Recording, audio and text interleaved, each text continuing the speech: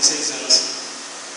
Isso está aqui hoje me fez lembrar da minha primeira igreja, da minha primeira pregação. Foi engraçado a minha pregação, não como se fosse hoje. O pessoal falou assim: olha, amanhã nós dividimos em grupos, no acampamento, vários grupos, e cada grupo tinha uma atividade. O meu grupo é a atividade de pregar no acampamento. Aí, todo mundo olhou para mim. Falou assim: olha, então você prega, eu nunca fiz isso. E aqui eu fiquei ansioso demais da conta. Fiquei muito ansioso. E essa noite eu fiquei ansioso. Mas até fazer até que eu não sentia isso. Fazia muito tempo mesmo. A ponto de não dormir, é verdade. Embora ele era uma gincana, era uma brincadeira, mas eu levei muito a sério aquilo. Porque é a palavra de Deus. E tinha uma seminarista chamada Daisy. Lembra que eu procurei ela, não conseguia dormir à noite? E aí eu percebi que ela estava acordada também, né? Estava andando lá no acampamento. Eu falei: Daisy, vem aqui. Olha, o meu grupo falou que eu vou pregar amanhã. E você pode me ensinar a pregar? Aí ela veio lá, né, com toda a paciência, falou assim: olha, você tem que escolher um texto que Deus tocar no seu coração, aí você fazer um esboço. Foi a primeira aula de seminário, né? Ela ficou umas 2 horas comigo. Diga-se do seu irmão, vale a pena investir. Diga, vale a pena acreditar. Eu nunca mais vi essa moça, porque ela é de Curitiba. Eu estava no acampamento lá e eu fiz um esboço. Aí chegou o grande momento. E lotado de jovens, né? Tinha mais de 200 jovens no acampamento. E aí o pastor me chamou na frente: então vamos ouvir o irmão Léo. Aí na hora que ele falou isso, a barriga começou a fazer uns barulhos estranhos, me fez suar, mas eu fui. E eu estava com o esboço que ela me ensinou a fazer, e aí eu fui olhar para o esboço. Irmãos, só que eu não consegui enxergar o esboço. As letras se translaçou, ficou tudo embaralhado, e aí eu não conseguia ver o esboço. Aí eu fiquei mais nervoso ainda, porque eu não conseguia ver o que eu escrevi. Eu falei: Jesus. Aí eu lembro de uma coisa, que eu fechei os olhos, e eu lembro que eu falei assim: eu vou falar o que Deus mandou falar aqui. E comecei a falar. Até hoje eu não lembro o que eu falei. Eu lembro que eu escutava assim: glória a Deus, aleluia, um chorando aqui, um chorando de lá. Só isso que eu lembro. Eu estou chorando, dando aleluia e glória a Deus.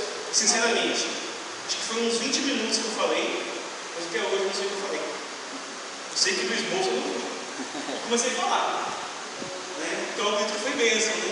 Amém. E as pessoas estavam chorando, dando aleluia e glória a Deus. Foi muita emoção. E não parei mais. Até hoje.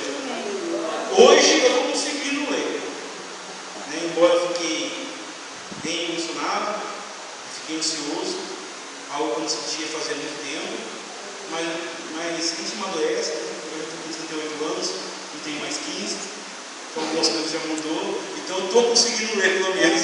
Viu, pastor Frederico? Estou conseguindo ler aqui. Amém. Né? Não chegou a esse ponto. Amém? Irmãos, esse ano começou um pouco diferente de outros anos. Este ano, você anda para a rua, você conversa com as pessoas e você sente as pessoas assustadas, com medo. Só se fala em crise. As redes sociais só postam as crises, os não cumprimentos das palavras de campanha dos candidatos. E a gente percebe as pessoas assustadas. Eu não me lembro de um ano que aconteceu dessa forma. sempre tem os problemas, as dificuldades, as lutas. Mas como começou esse ano, eu não me lembro. As pessoas muito assustadas com as coisas que estão acontecendo, falta de água, agora ameaça de falta de energia. As pessoas estão falando que não tem dinheiro. Pastores me ligam, porque eu dirijo uma rede de pastores. Eles estão até perguntando quando eu vou começar a fazer as reuniões esse ano, porque esse ano eu não fiz nenhuma reunião ainda, porque eles estão preocupados, porque o negócio está estranho, está diferente. Eles estão reclamando da parte financeira, as pessoas estão reclamando da parte financeira, e está notório essa inquietação no meio do povo, tanto no povo que não serve a Deus lá fora, quanto na igreja. A inquietação ela está geral. Está geral. As pessoas estão reclamando que o dinheiro não rende.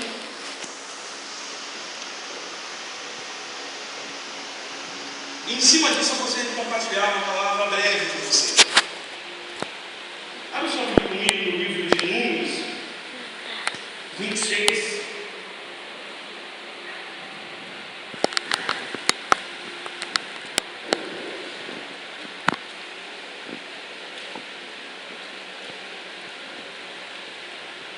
Pastor, hoje é culto da vitória. O senhor veio aqui desanimar a gente. O senhor veio falar de crise. Eu sei que o senhor vai falar de vitória. Calma.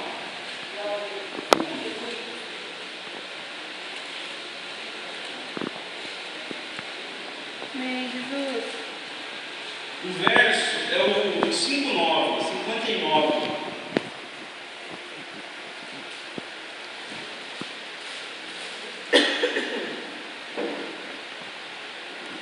Diz assim: e o nome da mulher de Arão foi Joquebede, filha de Levi, ao qual nasceu a Levi do Egito. E esta Arão gerou Arão e Moisés e Miriam, a sua irmã, ao qual gerou Arão e Moisés e Miriam, a sua irmã. Eu queria compartilhar um pouco com você sobre essa mulher, Joquebede. Joquebede, como nós vimos aqui, a mãe de Moisés. Quando você olha para o mundo e você olha para a história da humanidade,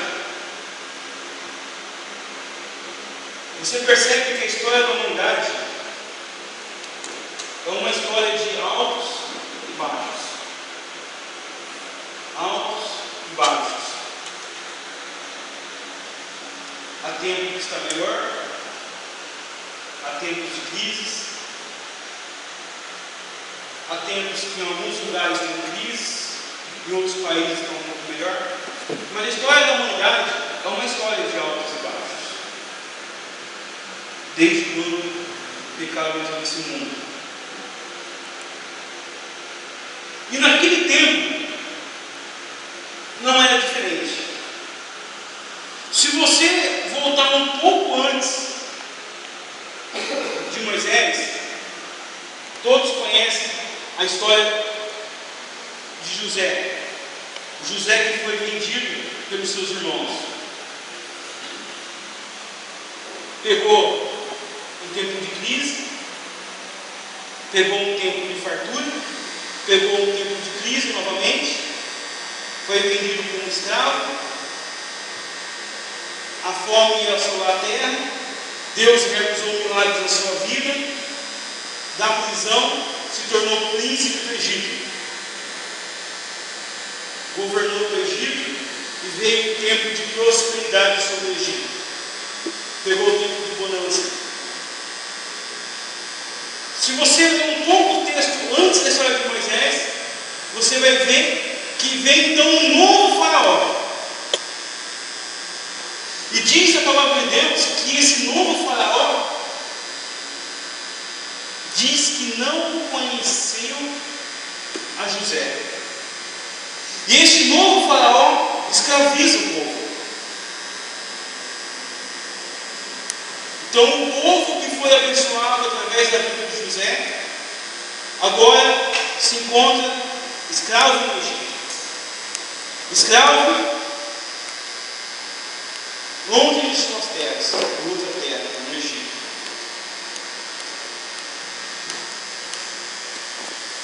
E aí que entra a história dessa mulher, Joquebede. Irmãos, quando uma crise, aí que entra também a nossa história. Aí que entra a minha vida e a sua vida. Porque nós somos um povo que nós não podemos aceitar a crise. É claro que algumas coisas que estão acontecendo hoje estão notórias. Mas Deus ele escolheu eu e você, chamou eu e você para fazer a diferença nesse tempo. Amém.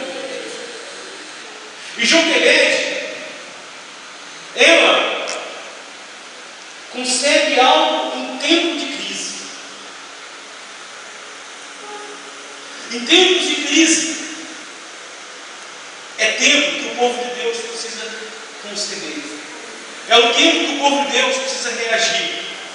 É o tempo que o povo de Deus precisa mostrar por que está aqui. Porque se nós ficarmos como os outros, qual a diferença que nós estamos fazendo? E Joquebede, ela concebe algo em tempo de crise. Ela concebe um filho.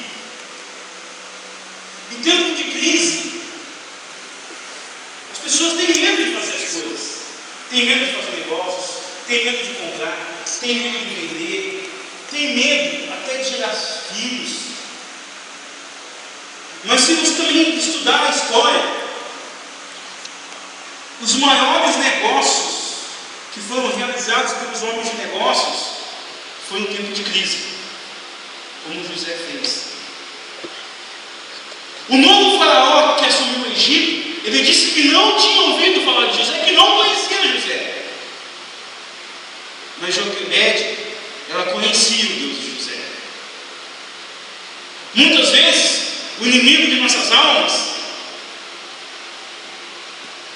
ele faz com que as pessoas que podem te ajudar, que podem te dar uma oportunidade em tempo de crise, faça com que não te conheça. E muitos até ignoram você. E muitos realmente fazem porque não te conhecem. Mas o Deus de José, o Deus de Joquebede, ela conhece a minha vida, ele conhece a minha vida e ele conhece a sua vida. Ele nos conhece. E ela conhecia o Deus de José. E mesmo meio à crise do Egito, ela gera. Ela gera um filho, mesmo contra a lei. Porque a lei do Egito era que se nascesse filho homem das mulheres hebreias, essas crianças, homens, tinham que morrer. Porque o faraó temia o crescimento do povo hebreu, que já era muito grande no Egito. Ele tinha medo de ser dominado pelo povo hebreu. Então ele faz essa lei, que os filhos homens tinham que morrer. Então Joquebede, ela gera algo até mesmo contra a lei do Egito. Joquebede, ela teve que esconder a a sua concepção, a sua gravidez. Porque se descobrisse que você ainda filho homem, ia morrer.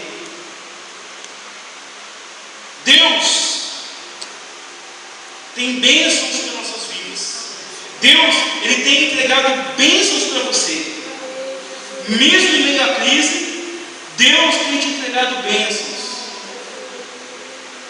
Mas às vezes é necessário esconder por um tempo, até que ela nasça.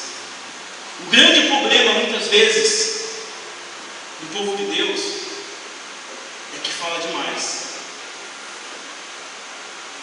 Eu tinha esse problema comigo. Eu falava demais. Tudo eu contava. Porque eu até achava que era uma forma até de testemunhar. E às vezes eu contava até antes das coisas acontecerem. Eu comecei a observar que às vezes eu falava as coisas e não acontecia. E isso acabava gerando dúvida nas pessoas. E eu comecei a fazer o que na minha vida? Eu comecei a guardar por um tempo. É claro que quando Deus te abençoa, vai chegar uma hora que todo mundo vai ver. Por exemplo, em 2002, eu falei assim, vou fazer faculdade de Direito. Aí, antes de eu fazer a inscrição na faculdade, antes de eu entrar para o curso de Direito, eu falei para todo mundo, eu entrei no curso de Direito. Não sei por que motivo não deu certo. Fiz 2 anos, não terminei. E eu comecei a observar que eu falava demais.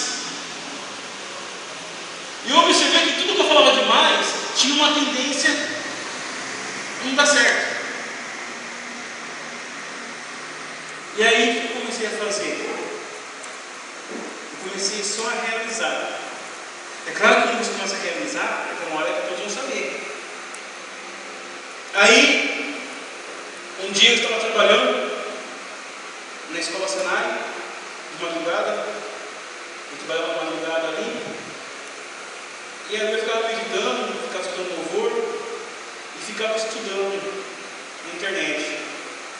Tem gente que se ficar sozinho em uma empresa de madrugada na internet, vai fazer outras coisas na internet. Sabe o que eu estou falando, né? Eu não, eu buscava Deus, eu estudava.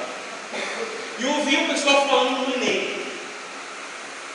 Aí um dia eu falei assim, vou ver esse negócio de Enem. Trabalho de madrugada, 2 horas da manhã, 3 horas da manhã.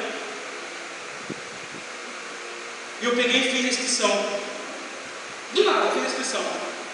E não falei para ninguém. Somente no dia de fazer a prova, que eu falei para o meu encarregado, eu disse, ó, vou faltar sábado, vou faltar domingo.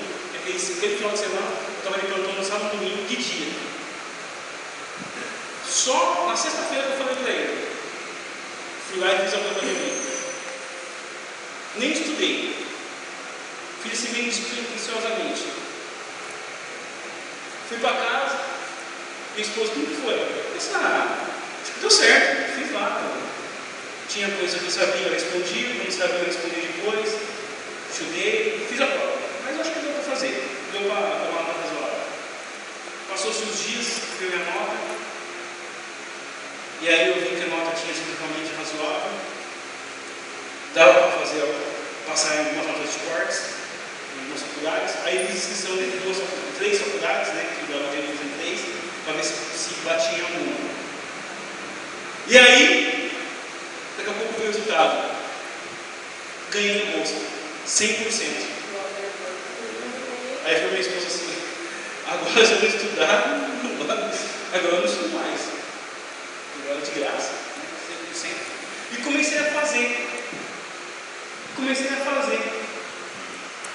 As pessoas começaram a saber o que eu estava fazendo, que é o que eu falei, chegou uma hora, não fiquei falando para todo mundo, não, passei, fiz isso, fiz aquilo lá, não fiz, comecei a ver diferente.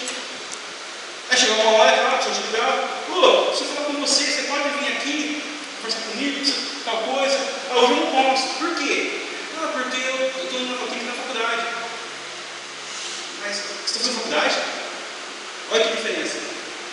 Aí necessidade de eu falar. Estou fazendo.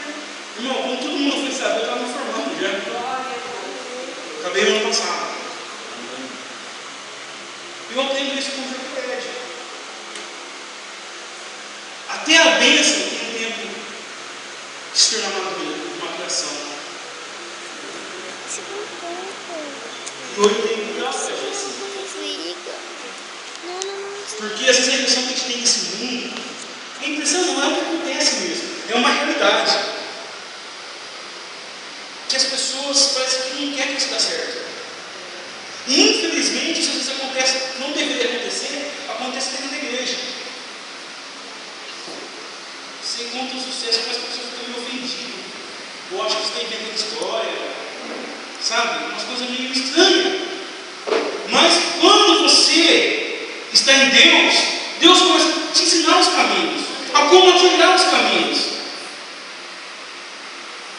Então, Joquebed, ela teve que esconder sua gravidez. Joquebed, ela gerou dentro do território inimigo. Ela gerou no Egito. A Bíblia diz que o mundo jaz no maligno. Nós precisamos entender que nós estamos gerando dentro do território inimigo. Nós estamos dentro do território inimigo. Às vezes na empresa que você trabalha, às vezes aquela empresa que você trabalha é um território inimigo, porque as pessoas que te cercam ali não te querem ali. E às vezes nós ficamos deprimidos, ficamos tristes, queremos sair. E às vezes não é para você sair. Deus quer que você gere dentro do território do inimigo. Porque essa é a grande vitória, é o grande testemunho que você pode dar. Gerar dentro do território do inimigo.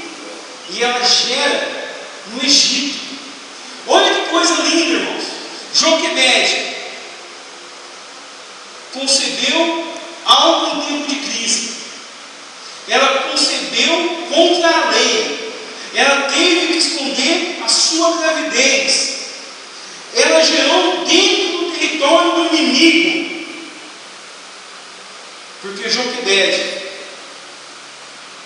ela entendeu o tempo de Deus para a vida dela. Nessa noite, Deus te trouxe aqui para que você entenda o tempo de Deus para a sua vida. Joquebed, ela era uma mulher que se quebrantava para conhecer Deus. Em algum tempo de nossa vida, nós precisamos se quebrantar. Hoje falta na igreja, muitas vezes, o quebrantamento. A gente vem para a igreja tão preocupado em receber algo, em receber uma bênção, em receber uma profecia, em receber algo da parte de Deus,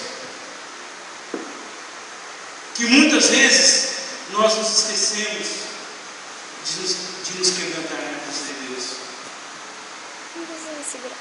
Ela era uma mulher que se quebrantava. Joquebed era uma mulher que lançava a sua vida, a sua sorte nas mãos de Deus.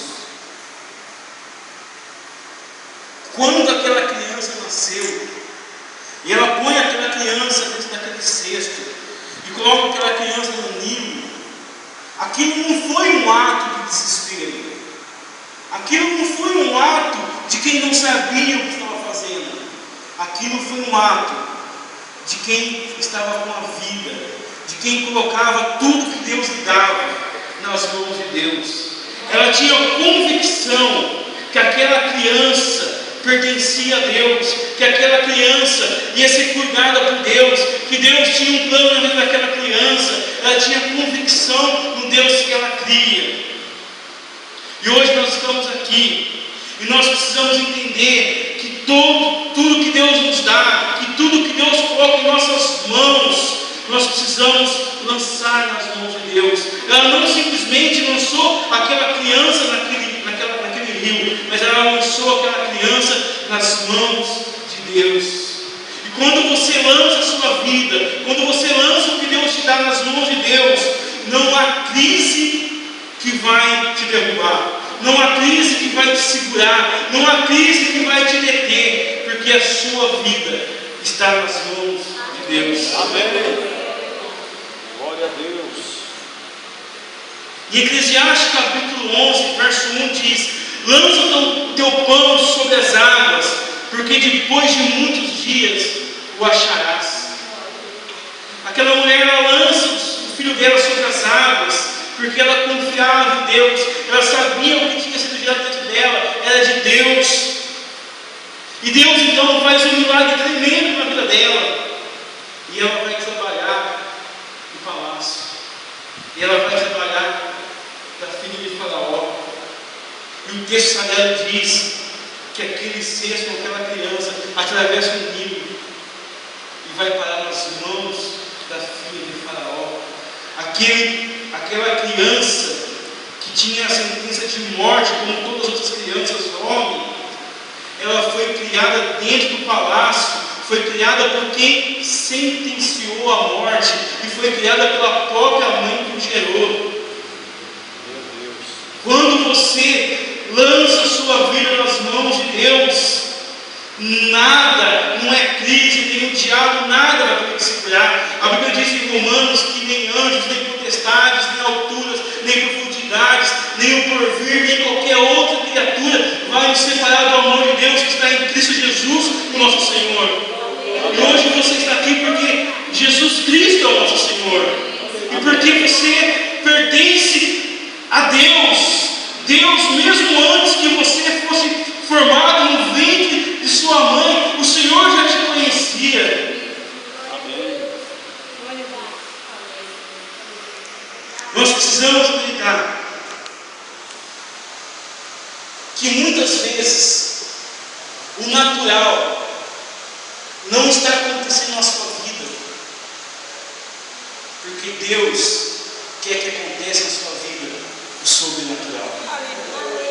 Diga assim para o seu irmão: se o natural não está acontecendo, é porque Deus quer que aconteça o sobrenatural. Segura sua mão, posso? Não, quero que você pegue, minha mão tá Deus quer que doendo. aconteça o sobrenatural. O natural seria ela gerar normalmente,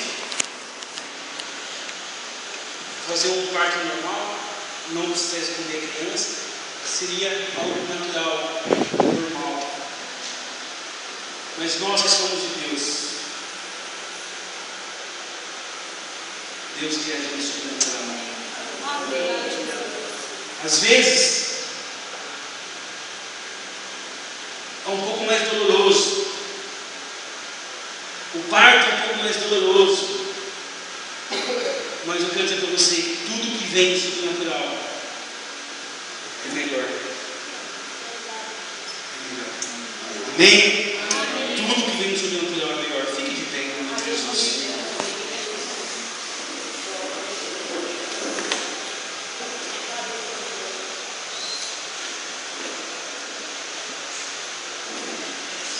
Aleluia, Jesus. O inimigo sempre tenta fazer com que nós olhamos ao nosso redor, as coisas que estão acontecendo, o natural.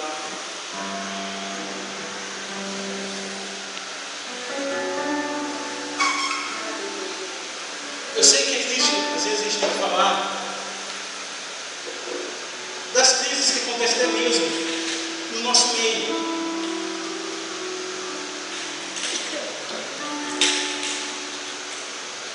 E às vezes por coisas que você já viu, que você já passou, às vezes você fica apático espiritualmente. Às vezes o pastor, ele vem aqui à frente, faz um desafio, faz um apelo. E às vezes você está machucado com algumas coisas.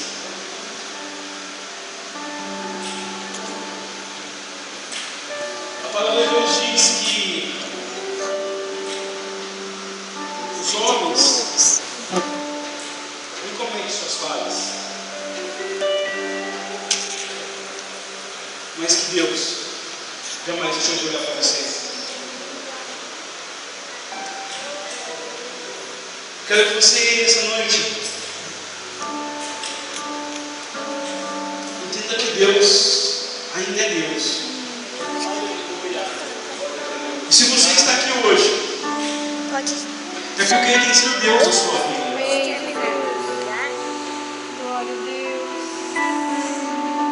E não há tristeza, não há decepção, Tirar a câmera. não há angústia, não há nada que vai te separar de Deus. Tira.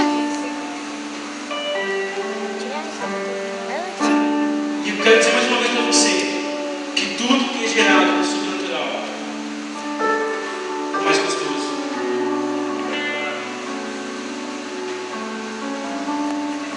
Feche os teus olhos.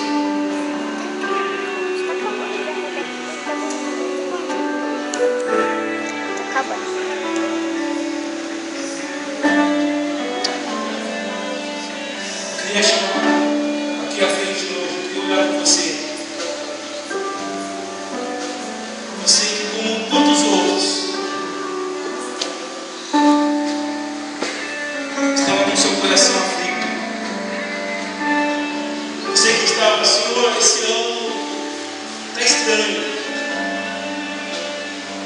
Eu quero dizer